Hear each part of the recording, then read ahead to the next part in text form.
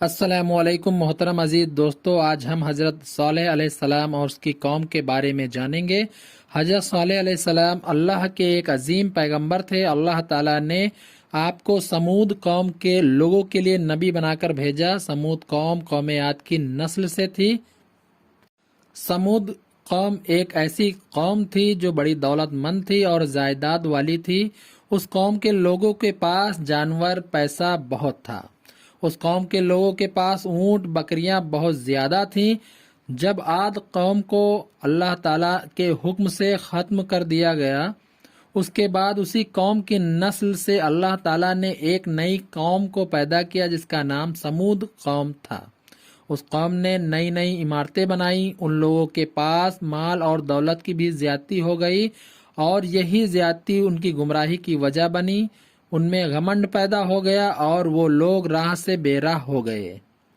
ایک اللہ کی عبادت کے بجائے بتوں کی عبادت کرنے لگے اور ظلم و بگاڑ کے کاموں کو اپنی زندگی کا مقصد بنا لیا۔ اللہ تعالیٰ نے اس قوم کو سدھارنے، سمجھانے اور ان لوگوں کی بہتری کرنے کے لیے حضرت صالح علیہ السلام کو پیغمبر بنا کر دنیا میں بھیجا۔ حضرت صالح علیہ السلام انہیں سمجھاتے، سیدھا سچا راستہ بتاتے، لیکن ان کے دلوں پر جیسے مہر لگی تھی وہ سنی انسنی کر دیتے، انہیں برا بھلا کہتے۔ کیونکہ حضرت صالح علیہ السلام اسی قوم کے تھے، اس لیے وہ لوگ ان کا کچھ نقصان بھی نہ کر سکتے تھے۔ آخر اس پتھر دل قوم نے حضرت صالح علیہ السلام کے سامنے ایک شرط رکھی۔ اس قوم کے لوگوں نے کہا، اگر آپ کوئی معجزہ دکھاؤ تو ہم مان لیں گے کہ آپ اللہ کے نبی ہو اور آپ کا پیغام سچا ہے۔ قوم کے لوگوں نے کہا، معجزہ ہمارے مطابق دکھانا ہوگا۔ اس کے بعد ان لوگوں نے کہا کہ اگر اس پہاڑ میں سے ایک لمبی چوڑی اونٹنی 10 مہینے کے شکم سے پیدا ہو تو ترنت اس کے بعد اس اونٹنی سے ایک اس کا بچہ پیدا ہو جو تندرست اور لمبا ہو، تب ہم اس معجزے کو دیکھ کر آپ پر ایمان ضرور لائیں گے اور تب ہر معاملے میں حضرت صالح علیہ السلام کی فرما برداری کریں گے۔ حضرت صالح علیہ السلام نے پہاڑ کو حکم دیا اور اچانک پہاڑ کو چیرتے ہوئے ایک بہت لمبی چوڑی اور 10 مہینے کی شکم یافتہ اونٹنی باہر آئی۔ پہاڑ میں سے اسی طرح کی اونٹنی نکلی جیسی اس قوم کے لوگوں کی مانگ تھی۔ حضرت صالح علیہ السلام کا یہ معجزہ دیکھتے ہی سمود قوم کے لوگ حیران رہ گئے۔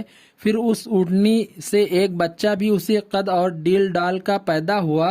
یہ حضرت صالح علیہ السلام کا بہت بڑا معجزہ تھا جو اللہ کی قدرت نے ظاہر ہوا۔ ابن عمر اس معجزے کو دیکھ کر مسلمان ہو گیا۔ دوسرے سرداروں کا دل بھی ایمان کی طرح متوجہ ہوا، لیکن جو پرانے اور دھاکڑ تھے انہوں نے کہا، یہ صالح تو بڑا جادوگر ہے، یہ نبوت کا معجزہ نہیں بلکہ جادو کا اثر ہے۔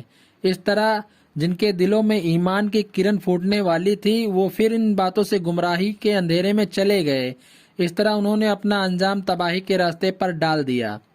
حضرت صالح علیہ السلام اب بھی قوم کو سمجھاتے، سیدھا راستہ دکھاتے، مگر اس قوم پر شیطان اس طرح حاوی ہو چکا تھا کہ وہ لوگ حضرت صالح علیہ السلام کو جھوٹا کہتے، دن رات خدا کی نافرمانی کرتے۔ حضرت صالح علیہ السلام نے ان لوگوں سے اونٹنی کے بارے میں کہا، دیکھو اس اونٹنی کی زندگی سے تمہاری زندگی ہے اور اس کی پریشانی تمہاری پریشانی ہے۔ آپ کو بتا دوں اس اونٹنی کا خوراک بہت زیادہ تھا۔ وہ جب پانی پیتی تو ایک بار میں جتنا پانی اس کے سامنے لایا جاتا وہ سب پی جاتی۔ اللہ تعالیٰ نے اس قوم کے لوگوں کے لیے حکم دیا کہ ایک دن کا پانی تم لوگ پیو اور ایک دن کا پانی وہ اونٹنی پیے گی اور اس دن تم لوگ اس اونٹنی کا دودھ پینا۔ نتیجہ یہ ہوا کہ جن گاؤں کے لوگوں کے پاس زیادہ جانور تھے وہ لوگ جانوروں کی بھاگم بھاگ سے پریشان ہو گئے، یہاں تک کہ وہ لوگ اونٹنی کو مار ڈالنے کی بات سوچنے لگے۔ اللہ تعالیٰ نے وحی بھیجی اور اپنی قوم سے کہا کہ کہو کہ اس اونٹنی کو قتل کرنے کی بات نہ سوچیں، خدا کے حکم کے خلاف اس کو نہ ستائیں، اس کی موت تم سب کی موت بنے گی، خدا کے عذاب کے شکار ہو جاؤ گے، پھر مہلت ختم ہو جانے کے بعد تم پر نہ اس کی کوئی مہربانی ہوگی نہ اسے تم لوگوں پر ترس آئے گا۔ اس قوم میں ایک بڑھیا تھی، اس بڑھیا کے پاس مال بھی بہت تھا اور وہ بکریاں اور اونٹ کی بھی بہت शौक रखती थी। इसी तरह एक बेदीन औरत और थी जो बहुत मालदार थी, लेकिन उस औरत के शौहर ईमान वाले और खुदा का खौफ रखने वाले थे। इन दोनों औरतों ने मिलकर वहां के सरदारों को ऊँटनी को मार डालने पर तैयार किया और किदार बिन सालिक और मसूद बिन महजद को बुलाया। उस बुढ़िया ने किदार से अपनी बेटी का निकाह कर देने का वादा किया और अमली तौर पर उसे कुछ नगद और गल्ला देकर ये तय करा लिया कि ऊँटनी को कत्ल करना है। वे दोनों मलून 7 आदमियों को साथ लेकर रास्ते में बैठे और ऊँटनी का इंतजार करने लगे। जिस वक्त वो ऊँटनी निकली, पहले मसूद ने उसको तीरों से मारकर घायल कर दिया, फिर किदार ने उसके पाँव को जख्मी किया, यहाँ तक कि इन सातों ने अल्लाह की निशानी उस ऊँटनी को जान से मार डाला। इस तरह उन जालिमों ने अपनी बर्बादी का रास्ता खुद पैदा कर लिया। ऊँटनी का बच्चा उस पहाड़ की तरफ भागा और मारे डर के उस पहाड़ की चोटी के पास जा छुपा। हजरत सल्लल्लाहु अलैहि वसल्लम ने फरमाया कि 3 दिन के बाद अब तुम सब खत्म हो जाओगे और अजाब आ जाएगा। अजाब की निशानी यह है कि पहले दिन तुम्हारे मुंह पीले, दूसरे दिन लाल और तीसरे दिन काले होंगे, फिर चौथे दिन अल्लाह के अजाब के शिकार बनकर तबाह हो जाओगे। कौम के लोगों ने हजरत सल्लल्लाहु अलैहि वसल्लम को भी मारने की तरकीब सोच ली थी। अल्लाह के हुक्म से वो अकील बिन नौफल के घर चले गए। कौम वाले परेशान ढूंढते फिरे और हजरत सल्लल्लाहु अलैहि वसल्लम उन्हें हाथ न लगे।